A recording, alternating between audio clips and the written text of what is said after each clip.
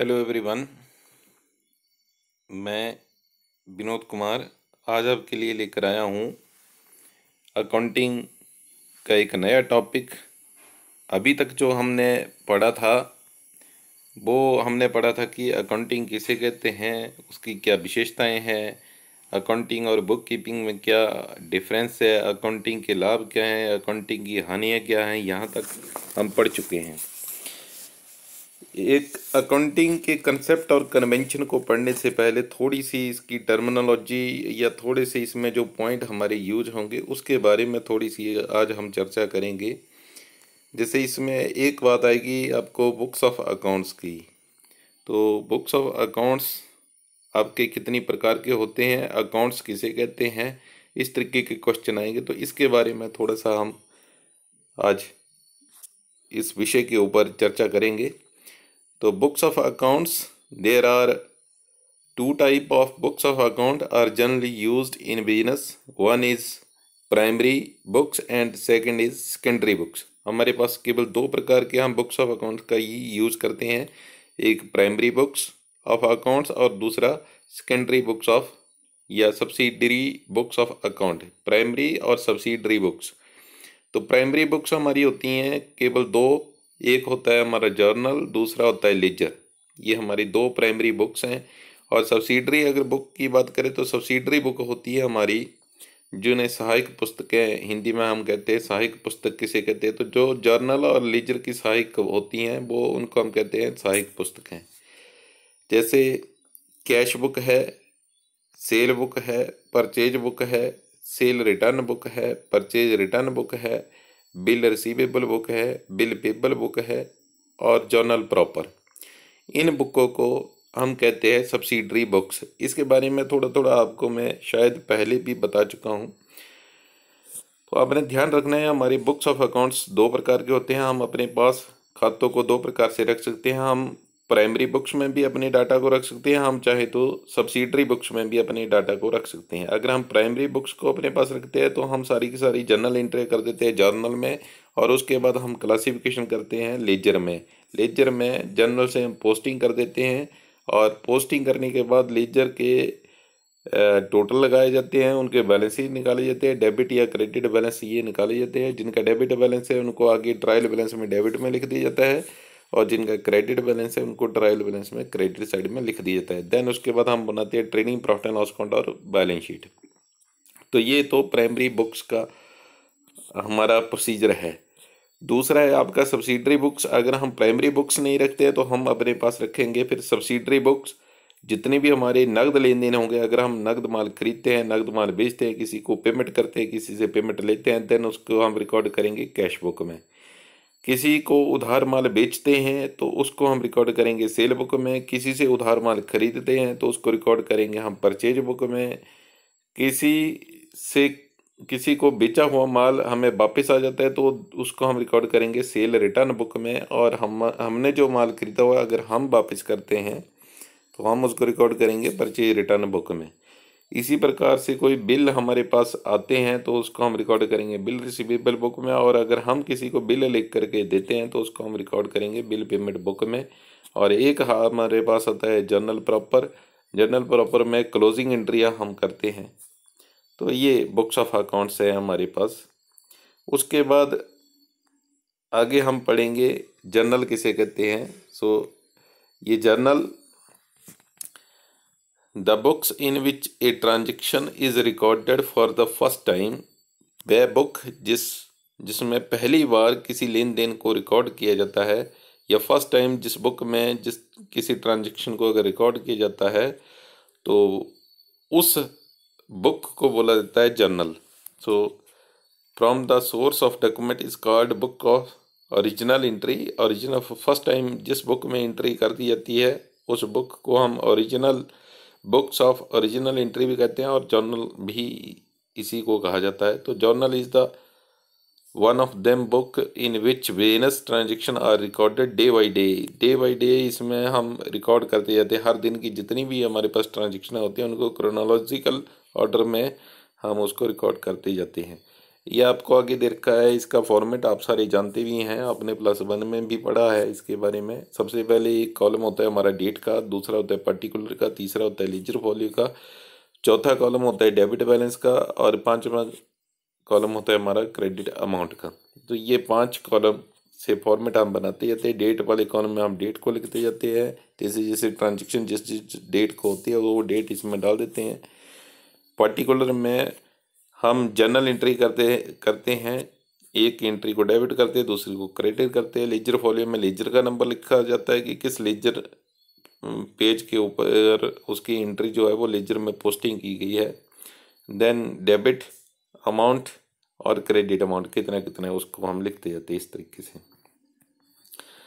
तो यहाँ पर बात आती है आपकी जर्नल में जब एंट्री की जाती हैं, पर्टिकुलर में एक जर्नल एंट्री जब कर दी जाती है, एक को डेबिट कर दिया जाता है, दूसरे को क्रेडिट कर दिया जाता है, उसके बाद एक नरेशन दी जाती है और एंट्री क्लोज हो जाती है। तो यहाँ पर अकाउंट, एक अकाउंट को डेबिट करेंगे, दूसरे को हम क्रेडिट करेंगे। तो पहले आपको हम बताते हैं अब अकाउंट किसे कहते हैं। So account is a statement setting out for a period all the transaction relating to a person, thing or any other subject। Account एक स्टेटमेंट होती है, setting out for a period all the transaction relating to a person, thing और any other subject. कहता है कि account आपकी एक statement होती है। स्टेटमेंट किससे रिलेटेड होती है? स्टेटमेंट ये रिलेटेड होती है किसी पर्सन, किसी व्यक्ति या किसी थिंग या किसी वस्तु से संबंधित, या any other subject. Any other subject में हमारी इनकम या एक्सपेंडिचर भी हो सकते हैं। तो अकाउंट एक हमारा स्टेटमेंट होती है, एक हमारी स्टेटमेंट होती है जो किसी व्यक्ति, वस्तु या किसी अन्य सब्जेक्ट से संबंधित हो सकती है और जिसमें हम सारी की सारी ट्रांजैक्शन को एक जगह के ऊपर लिख देते हैं, तो उनको हम कहते हैं अकाउंट्स। जैसे एक व्यक्ति से रिलेटेड अगर पर्सन की बात करें तो मान लेते हैं पर्सन का नाम है राम, तो राम से संबंधित जितनी भी ट्रांजैक्शन होंगी एक पर्टिकुलर पीरियड में, यानी कि 1 साल में राम से संबंधित जितनी भी ट्रांजैक्शन होंगी उनको एक ही जगह के ऊपर, यानी कि राम के खाते में ही हम डेबिट और क्रेडिट साइड में लिखते जाएंगे कि क्या उसने उसके पास आया था, क्या उसके पास गया है, क्या उसने खरीदा था, क्या उसने बेचा है, तो उसको हम वहाँ पर लिखते जाते हैं। देन उसके बाद ये क्लासिफिकेशन ऑफ अकाउंट, ये अकाउंट आपके कितने प्रकार के होते हैं, तो बहुत ही सिंपल है और आप लोगों ने पढ़ा है। ये अकाउंट हमारे मेनली होते हैं 2 प्रकार के, एक होता है हमारा पर्सनल अकाउंट, एक होता है हमारा इम्पर्सनल अकाउंट। 2 प्रकार के खाते हैं, एक व्यक्तिगत खाते, एक अव्यक्तिगत खाते। जो पर्सनल अकाउंट है वो हमारा होता है 3 प्रकार का। पर्सनल अकाउंट हमारा होता है 3 प्रकार का। ये 3 प्रकार का होता है हमारा personal account. Natural personal account, artificial personal account, ये natural personal account, artificial personal account और रिप्रेजेंटेटिव पर्सनल अकाउंट, ये 3 प्रकार के हमारे पर्सनल अकाउंट होते हैं। और इसमें जो नेचुरल पर्सनल अकाउंट है या आर्टिफिशियल पर्सनल अकाउंट है और रिप्रेजेंटेटिव पर्सनल अकाउंट है, इनमें क्या क्या आता है तो इसके बारे में थोड़ा सा आपको बता देते हैं। पर्सनल अकाउंट किसे कहते हैं? तो पर्सनल अकाउंट आपके किसी व्यक्ति से संबंधित होते हैं, किसी व्यक्ति के नाम से संबंधित है। जैसे नेचुरल पर्सन, जिनकी नेचर के द्वारा बर्थ हुई होती है और नेचर के द्वारा ही जिनकी डेथ होगी, उनको बोला जाता है नेचुरल पर्सन। तो नेचुरल पर्सन में कोई भी व्यक्ति, चाहे वो राम हो, चाहे श्याम हो, चाहे मोहन है, चाहे सोहन है, चाहे आरती है, चाहे पूजा है, कोई भी हैं, ये जितने भी व्यक्ति हैं, उन जो जिनकी नेचुरल बर्थ हुई है और नेचुरल जिनकी डेथ हो जाएगी, वो उनको लिखा जाता है नेचुरल पर्सनल अकाउंट में। दूसरा हमारा अकाउंट आता है आर्टिफिशियल पर्सनल अकाउंट। तो आर्टिफिशियल पर्सनल अकाउंट, जैसे हमारी कंपनियां होती हैं, ज्वाइंट कंपनियां, आपने नाम सुना होगा, संयुक्त कंपनी किसे कहते हैं इसके बारे में। तो company is an artificial person, ये डेफिनेशन आप सारे जानते हैं। तो जितने भी हमारे आर्टिफिशियल पर्सन हैं जिनकी बर्थ लॉ के द्वारा होती है और जिनका समापन भी लॉ के द्वारा, विधान के द्वारा ही जो उनका समापन होता है, तो वे आते हैं हमारे आर्टिफिशियल पर्सन। जैसे हमारे ये जितने भी पंचायत घर हैं या यूनिवर्सिटी हैं या कॉलेजेस हैं, स्कूल हैं, बैंक हैं, कोऑपरेटिव सोसाइटी हैं, इस तरीके से ये जितने भी, या कोई कंपनी है, ये जितने भी इंस्टीट्यूशन हैं, इनकी बर्थ लॉ के द्वारा होती है और इनका एंड भी लॉ के द्वारा ही होता है। तो इनको माना जाता है आर्टिफिशियल पर्सन। तो आर्टिफिशियल पर्सन को, वैसे तो ये पर्सन ही है, लेकिन इनकी बर्थ नेचर के द्वारा नहीं होती है, लॉ के द्वारा होती है और लॉ के द्वारा ही इनका समापन होता है। तो इनका अकाउंट इनके नाम से खोल दिया जाता है। जैसे कोई पीएनबी है, पंजाब नेशनल बैंक है, तो पंजाब नेशनल बैंक अकाउंट खोल दिया जाएगा। जियो कंपनी है तो जियो कंपनी के नाम से अकाउंट खोल दिया जाएगा। स्टेट बैंक है तो स्टेट बैंक ऑफ इंडिया के नाम से खोल दिया जाएगा। अगर कोई और टाटा बिरला कंपनी है तो उनके नाम से, वो कंपनी के नाम से खाता खोल दिया जाएगा। इसी तरीके से है रिप्रेजेंटेटिव पर्सनल अकाउंट। रिप्रेजेंटेटिव ये रिप्रेजेंट करेगा किसी पर्सन को, है तो ये भी पर्सनल अकाउंट, लेकिन ये रिप्रेजेंट करेगा किसी व्यक्ति को। रिप्रेजेंट करने का मतलब ये है, जैसे यहाँ पर एक आपको एग्जांपल दे रखा है, आउटस्टैंडिंग बेजिस अकाउंट। आउटस्टैंडिंग बेजिस का अकाउंट का मतलब है कि किसी व्यक्ति की बेजिस देने को रह गई। तो बेजिस आपका है वैसे नॉमिनल अकाउंट, लेकिन वो बेजिस देने को रह गई तो किसी व्यक्ति की मजदूरी देने को रह गई, तो इसलिए ये बेजिस जो है रिप्रेजेंट कर रही है किसी व्यक्ति को। तो रिप्रेजेंटेटिव में आएगा आपका जो कोई खर्चा, कोई इनकम जो किसी व्यक्ति को रिप्रेजेंट करेगी। तो रिप्रेजेंटेटिव पर्सनल अकाउंट में ये आएंगे, जैसे आउटस्टैंडिंग बेजिस आ गई, प्रीपेड रेंट आ गया, अक्रूड इनकम आ जाएगी, अनअर्नड इनकम आ जाएगी। तो ये 4 अकाउंट आपके आएंगे रिप्रेजेंटेटिव पर्सनल अकाउंट में। दूसरा आपका जो आते हैं इम्पर्सनल अकाउंट। ये तो पर्सनल अकाउंट की बात की। इम्पर्सनल अकाउंट हमारे 2 प्रकार के होते हैं। एक होता है हमारा रियल अकाउंट, दूसरा होता है हमारा नॉमिनल अकाउंट। इम्पर्सनल अकाउंट हमारे 2 प्रकार के, अव्यक्तिगत खाते 2 प्रकार के, एक रियल अकाउंट, एक नॉमिनल अकाउंट। रियल अकाउंट जिसे हम देख सकते हैं, छू सकते हैं, महसूस कर सकते हैं, वे आते हैं हमारे रियल अकाउंट में। रियल अकाउंट में हमारे पास 2 प्रकार के अकाउंट आते हैं। रियल अकाउंट आपके 2 प्रकार के होते हैं, एक फिक्स एसेट अकाउंट और दूसरा करंट एसेट अकाउंट। तो जितने भी फिक्स एसेट हैं, लैंड है, बिल्डिंग है, प्लांट है, मशीनरी है, फर्नीचर है, फिक्चर है, और इसी तरीके से मोटर हैं, व्हीकल हैं, स्कूटर हैं, कार हैं, ये सारे हमारे हैं रियल अकाउंट। इनको हम देख सकते हैं, छू सकते हैं, टच कर सकते हैं, ये हमारे हैं रियल अकाउंट। दूसरा है हमारा करंट अकाउंट। करंट अकाउंट को भी हम देख सकते हैं, छू सकते हैं, महसूस कर सकते हैं। करंट यानी कि जिनकी अवधि 1 साल तक होती है, जैसे हमारा कैश हो गया, स्टॉक हो गया, डेटर हो गए, बिल रिसीवेबल हो गए, प्रीपेड एक्सपेंसेस हो गए, अक्रूड इनकम हो गई। ये हैं हमारे रियल अकाउंट। करंट अकाउंट है और ये सारे के सारे रियल अकाउंट है। इसके बाद आता है हमारा दूसरा इम्पर्सनल अकाउंट, वो होता है हमारा नॉमिनल अकाउंट। नॉमिनल अकाउंट वे अकाउंट होते हैं जो व्यवसाय के लिए तो बड़े ज़रूरी होते हैं, लेकिन इनका कुछ स्वरूप नहीं होता है, परंतु ये पैसा कमाने के लिए बड़े ज़रूरी होते हैं।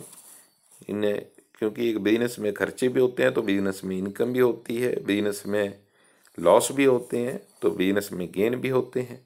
तो ये सारी के सारी, यानी कि ये नॉमिनल अकाउंट में हमारे आएंगे ऑल इनकम एंड गेन्स और ऑल एक्सपेंसेस एंड लॉसेस। जितने भी हमारी इनकम होंगी वो आएंगी नॉमिनल अकाउंट में, या गेन प्रॉफिट जितने भी होंगे वो आएंगे, या फिर जितने भी खर्चे होंगे, जितने भी लॉसेज होंगे, उनको हम इसमें रिकॉर्ड करते हैं। बाकी +1 में आप लोगों ने पढ़ा था इनके रूल क्या होते हैं। पर्सनल अकाउंट का क्या रूल है, रियल अकाउंट का क्या रूल है, नॉमिनल अकाउंट का क्या रूल है, तो थोड़ा सा मैं रिवाइज करने के लिए आपको बताऊंगा। वैसे डिटेल में आपने इसको पढ़ लिया और दोबारा कोशिश करेंगे आपको यहाँ पर भी पढ़ाएं। जैसे रूल क्या है पर्सनल अकाउंट का, personal account debit the receiver and credit the giver. इसी तरीके से अगर रियल अकाउंट की बात करें तो रियल अकाउंट का फॉर्मूला होता है या रूल होता है debit what comes in and credit what goes out. और इसी तरीके से नॉमिनल अकाउंट का जो रूल होता है वो होता है debit all expenses and losses credit all income and gains. तो इनसे रिलेटेड आपको समझाने के लिए एक एक एग्जाम्पल भी छोटा सा लिखा हुआ है। जैसे पर्सनल अकाउंट है, इसका रूल है debit the receiver and credit the giver. जिसके पास कुछ आया है उसको डेबिट कर दो और जिसके पास से कुछ गया है उसको क्रेडिट कर दो। तो एग्जाम्पल के तौर के ऊपर देखा है कि 1 January 2017 paid ₹25,000 to Ram Gopal, the entry will be, आगे एंट्री बनाई हुई है। तो देखिए 1 जनवरी 2017 को 25,000 रुपये राम गोपाल को दिए गए। तो यहाँ पर राम गोपाल को 25,000 रुपया मिला है, तो डेबिट द रिसीवर, रिसीवर हुआ राम गोपाल, तो Ram Gopal account debit to cash account, इसकी एंट्री सिंपल एंट्री बन जाएगी। तो ये एंट्री भी की हुई है, डेट वाले कॉलम में ये 2017 जनवरी 1 लिखा हुआ है। उसके बाद Ram Gopal account debit to cash account being या फॉर करके इसकी नरेशन लिखी जाती है। For cash paid to Ram Gopal, और अमाउंट वाले कॉलम में डेबिट साइड में भी 25,000, क्रेडिट साइड में भी 25,000 लिखा हुआ। देन उसके बाद आया आपके पास रियल अकाउंट। रियल जिसे हम महसूस कर सकते, टच कर सकते हैं, या तो वो फिक्स एसेट होगी या हमारी करंट एसेट होगी। तो उससे रिलेटेड ये एक एग्जांपल आपको दे रखा है। ऑन 10 जनवरी 2017 वॉट फर्नीचर, या फर्नीचर खरीदा, यहीं से क्लियर हो जाएगा कि फर्नीचर है तो आपकी फिक्स एसेट है, तो इसमें रूल लगेगा आपका debit what comes in and credit what goes out real account का। फर्नीचर खरीदा तो आपके पास आया क्या है furniture, debit what comes in, जो कुछ आया वो डेबिट। तो फर्नीचर खरीदा तो फर्नीचर आया होगा, फर्नीचर आया आपके पास 50,000 का, तो एंट्री हो जाएगी फर्नीचर अकाउंट डेबिट 50,000, और गया कि आपके पास कैश टू कैश अकाउंट 50,000, ये एंट्री आपकी बन जाएगी। डेट वाले कॉलम में 10 जनवरी 2017 और पर्टिकुलर में furniture account debit to cash account, और for bought furniture for cash row amount वाले कॉलम में दोनों साइड में 50,000 रुपये की एंट्री। देन उसके बाद हमारे पास आता है third rule for nominal account. तो नॉमिनल अकाउंट का रूल है debit all expenses and losses credit all income and gains. और इसको समझाने के लिए यानी कि वैसे करना क्या होता है, आपने डेबिट करने होते हैं, अगर कोई लॉसेज है या एक्सपेंसिव है उनको डेबिट करते जाना है, जो कोई अगर आपके पास इनकम है तो या गेन है तो उनको आपने क्रेडिट करते जाना है। जैसे ये आपको एक एग्जांपल दे रखा है, 25 जनवरी 2017 को पेड सैलरी, सैलरी दी 20,000 की, और 27 जनवरी को कमीशन रिसीव्ड, कमीशन मिली 7,000 की। द एंट्री क्या पास होगी इसकी, तो पहले 25 जनवरी की बात करें तो पेड सैलरी, सैलरी दी 20,000 की, तो सैलरी दी, पेड सैलरी, आपने सैलरी दी तो आपके लिए खर्चा है, तो खर्चे सारे डेबिट होते हैं, तो salary account debit to cash account 20,000 की, ये एंट्री हो जाएगी। उसके बाद कमीशन रिसीव, आपको कमीशन मिली है तो इनकम है तो कमीशन हो जाएगी क्रेडिट, तो 7,000 का कैश आ जाएगा, एंट्री हो जाएगी आपके पास cash account debit to commission account. So इनकी एंट्री इस तरीके से बनेगी, पहले 25 जनवरी की बनेगी, salary account debit to cash account 20,000 की एंट्री कर देनी है बीइंग सैलरी पेड, और दूसरा फिर 27 जनवरी को करनी है कि कमीशन रिसीव्ड, तो कमीशन मिली 7,000 की, cash account debit 7,000 to commission, commission आई आपको तो कमीशन क्रेडिट 7,000 की फॉर कमीशन रिसीव्ड। सो इस तरीके से एंट्रियाँ आपने करनी है। देन उसके बाद बात करेंगे हम लेजर की, तो इसको पढ़ाएंगे हम आपको नेक्स्ट क्लास में। आपने फिलहाल इतना ही पढ़ना है। कहाँ से शुरू किया था आपको कि books of accounts, books of account हमारे दो प्रकार के होते हैं, एक होता है हमारा प्राइमरी बुक्स, दूसरा होता है सब्सिडरी बुक्स। प्राइमरी बुक्स हमारी दो प्रकार की, जर्नल एंड लेजर, और सब्सिडरी बुक हमारी ये 7-8 प्रकार की है, cash book, sale book, purchase book, sale return, purchase return, फिर bill payable, bill receivable book, और जर्नल प्रॉपर, ये हमारी बुकें होती हैं। उसके बाद आपको बताया कि जर्नल किसे कहते हैं। तो फर्स्ट टाइम जिस बुक में एंट्री की जाती है उस बुक को हम जर्नल कहते हैं। और जर्नल का ये परफॉर्मा आ गया आपको। फिर अकाउंट किसे कहते हैं, तो अकाउंट एक स्टेटमेंट होती है, किसी भी पर्सन से संबंधित होती है वो, ये व्यक्ति से संबंधित होती है या किसी अदर सब्जेक्ट से संबंधित होती है, जिसमें कि सारी की सारी ट्रांजैक्शन एक पर्टिकुलर पीरियड से संबंधित जितनी भी ट्रांजैक्शन होती है एक जगह के ऊपर लिख दी जाती हैं। उसके बाद आपको बताया कि ये अकाउंट्स कितने प्रकार के, दो प्रकार के, पर्सनल और इम्पर्सनल। पर्सनल आपका 3 प्रकार का, इम्पर्सनल 2 प्रकार का। पर्सनल आपका होता है natural personal account, artificial personal account और रिप्रेजेंटेटिव पर्सनल अकाउंट। और इम्पर्सनल आपका 2 प्रकार का, रियल एंड नॉमिनल अकाउंट। बाकी आपको ये पहचान आइडेंटिफिकेशन के लिए कुछ एग्जाम्पल भी दे रखे थे। और उसके बाद रूल की बात की थी कि पर्सनल, रियल और नॉमिनल का रूल क्या होता है। तो पर्सनल का होता है debit the receiver, credit the giver. Real का होता है debit word comes in and credit word goes out. और नॉमिनल का होता है debit all losses and expensive, credit all income and gains. और उसी को समझाने के लिए आपको साथ में एक एक एग्जांपल भी दे रखा है। तो आप लोगों ने काइंडली ये घर में थोड़ा सा इसके ऊपर प्रैक्टिस करके देखनी है। +1 की बुक्स में से ये पर्सनल, रियल और नॉमिनल के बारे में थोड़ा सा पढ़ना है और इनसे रिलेटेड जर्नल एंट्रियाँ करके देखनी भी हैं, जर्नल क्या होता है, और वहाँ तक आप इसको डिटेल में पढ़िएगा। ठीक है, फिर आगे हम फिर पढ़ेंगे आगे लेजर में, लेजर के बारे में। तो इतना सब पढ़िए। Thank you very much.